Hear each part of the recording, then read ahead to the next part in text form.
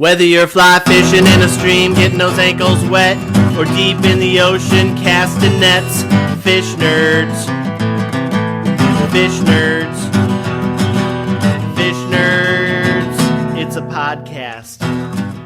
It is a podcast. Hello, welcome to the Fish Nerds. Clay Groves here, Chief Executive Fish Nerd, Licensed Fishing Guide, your best friend. It is day 3 of National Podcast Posting Month, NaPodPoMo, where every day this month we are posting a brand new Fish Nerds episode, and we'd like you to be part of it. You want to join us?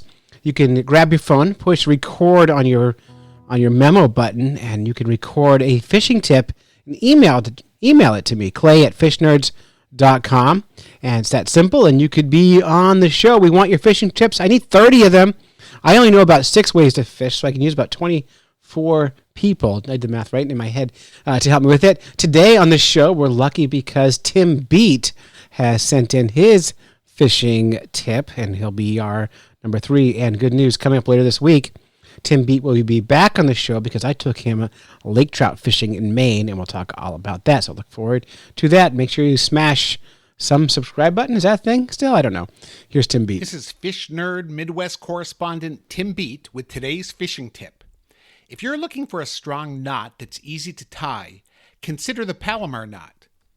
While many knots make your line significantly weaker, the Palomar Knot results in almost no loss of line strength, and in my experience, it's easier to tie than many other knots. To tie a Palomar Knot, first double over about 10 inches of line into a loop and pass the loop through the eye of the hook or lure. Then tie a very loose overhand knot using the doubled loop and the doubled section of line leading back to the fishing rod. Now pass the hook or lure through the remaining loop of the overhand knot and slide the loop up onto the line just above the eye of the lure or hook.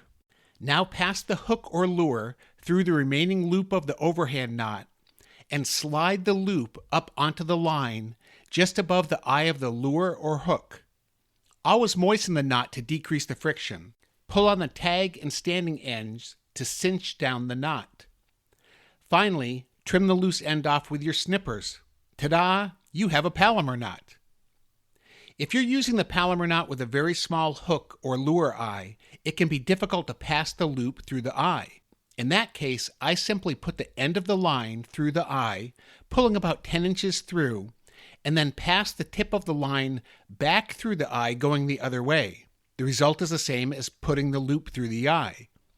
The Palomar Knot works well with monofilament, fluorocarbon, or braid lines, and I have never had one pull out. The biggest mystery is how the Palomar Knot got its name. While I've read many theories, I think the best is that the knot's name is related somehow to the Palomar area of California, which is in San Diego County.